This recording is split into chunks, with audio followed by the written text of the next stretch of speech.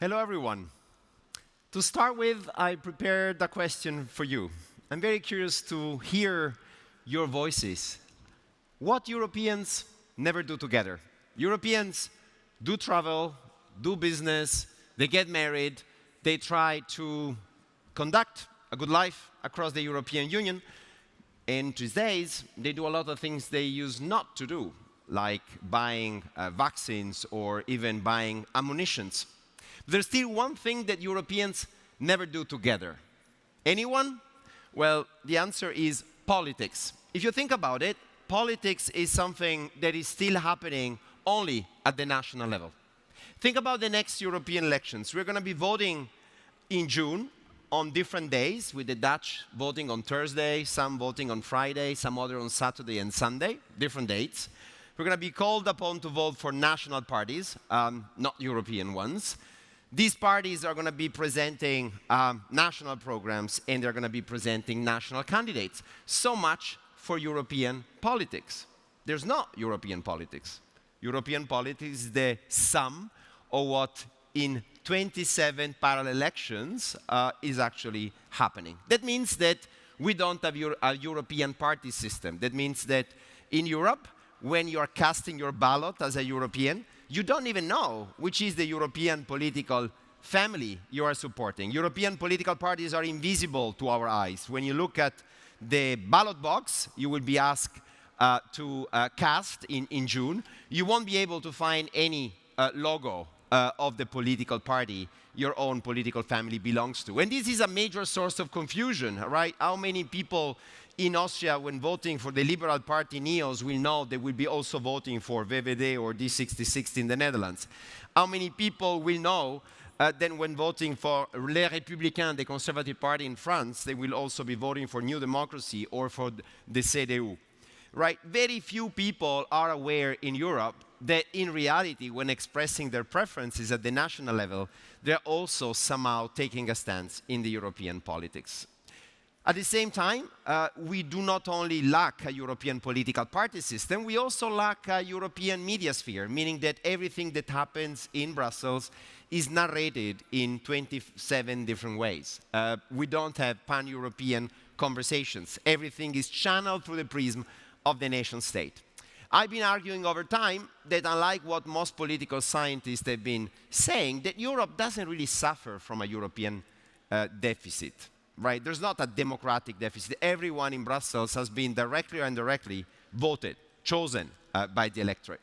But what the European Union suffers from is an intelligibility deficit. It's not very understandable who is currently taking decisions. And this is holding us back. The lack of a European political sphere is making very difficult to have a democracy without politics in which we are able to provide an answer to the question, who is accountable for things that are happening and that we don't like? Who is accountable for climate inaction? The fact that we would need to do much more than what we are doing. We are already in climate overshooting, meaning we're already below, well above the level of 1.5 degrees. But we see political leaders actually making a major U-turn. Who is accountable for changing the preference of the citizens? Most Europeans would like to see more climate action, not climate inaction, yet the political system is taking a very different stance.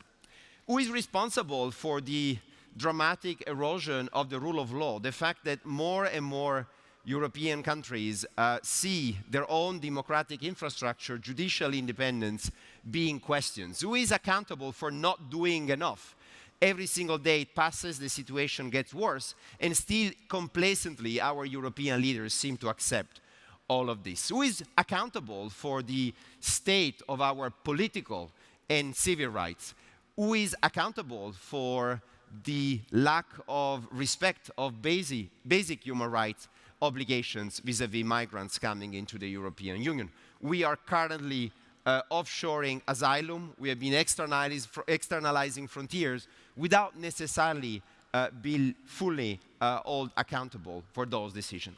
But if European politics is not picking up, is clearly lagging behind, the level of socio-economic integration, the fact that Europeans are getting closer and closer, is pretty evident. So if I ask you how many European citizens do live in a different country than the one in which they were born, the answer is 16, 17 million, which is a significant number. But then if I ask you how many Europeans are exposed to another European country on a yearly basis because they go there on holiday, they have family, they have friends, well, that figure goes up to 50%. So one citizen out of two gets a daily exposure to Europe in one way or another. But of course, the dark side of the story is that the other 50%, not being a mobile citizen, doesn't necessarily get the same exposure to the European Union. So these are two very important figures to realize. However, things are moving in the sense that socioeconomic integration is going fast, is rapidly evolving, and we see that citizens, after having been neglected in the history of the European project, because they never really had the chance to actually have a say on the direction of Europe, some of them, more of them, are actually claiming to be heard. So the big question that I think we should be asked more often is what can citizens and residents of Europe can do to foster our unprecedented European integration process? What can they do? And more citizens, when looking at the challenges facing Europe today, challenges that have a pan-European nature that no member state alone will be able to address, ranging from migration all the way to public health scourges that have clearly had an impact on us, as well as the Russian invasion of Ukraine, are asking themselves, but how can now Europe become a problem fixer and no longer being a troublemaker? This is something that happened very recently in the past 3-4 years, in which most European citizens look at Europe as a source of security, as a source of action that the member states alone will no longer be able to provide. So the big question is how can citizens can contribute to that process? And here the good news is that besides electoral democracy, voting for the European elections, something that we have to do in June, there's so much more we can do on the side. Participation is something that happens in the space in between elections.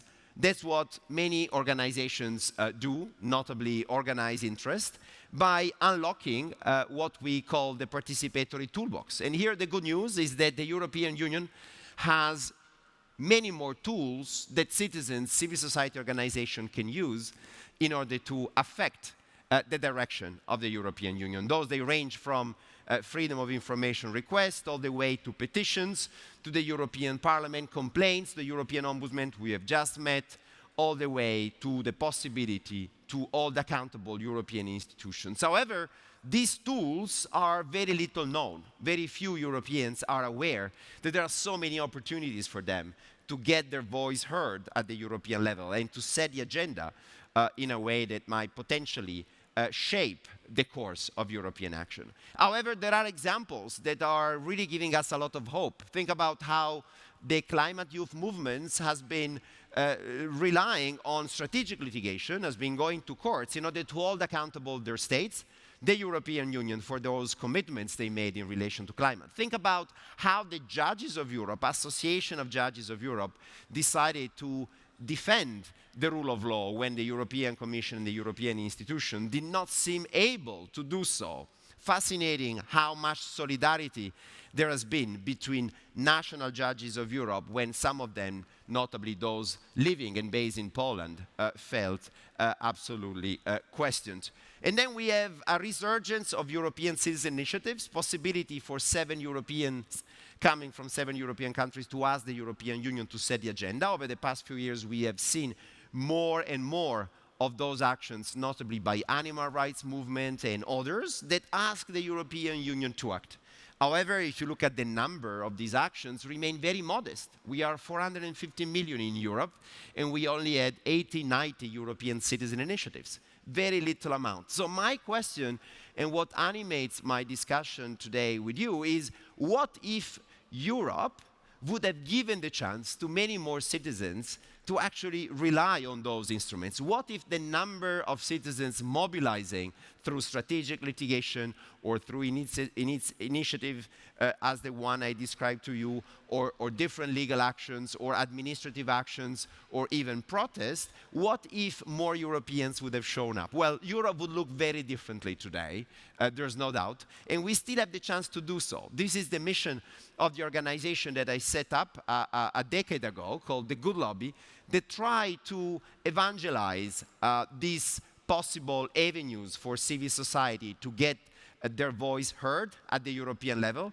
and to provide a go-to resource to civil society organizations by providing pro bono advice. Over 6 million euros of the equivalent of advice services have been provided over the past 10 years, and we are really trying to create and identify opportunities for NGOs, civil society organizations that historically have been demonizing procedures that in reality might give a chance for them to make a difference. Here are just examples of how we have been giving opportunities to civil society organizations to have a say, to influence the preparation of the European political parties before the elections.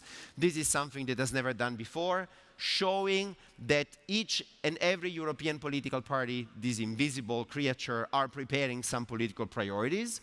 Some of them are very far from what citizens want, but still they are there, and we have been indicating what the opportunities are from now to the European elections, and also what is going to happen after the European elections. What we want to make sure is that many more citizens will be able to reply to this question. Ask not what the EU can do for you, but what you can actually do for the European Union, trying to see that Europe is and remain in listening mood, because Europe is what we make out of it. And oftentimes we forget about it. We sense that somebody else is calling the shots, but simply because we don't even try. So what if we try? Europe is potentially up for grabs, so we really have to try to get there. It is with this invitation to make Europe yours that I wish you all the best for this forum continuation. Thank you so much.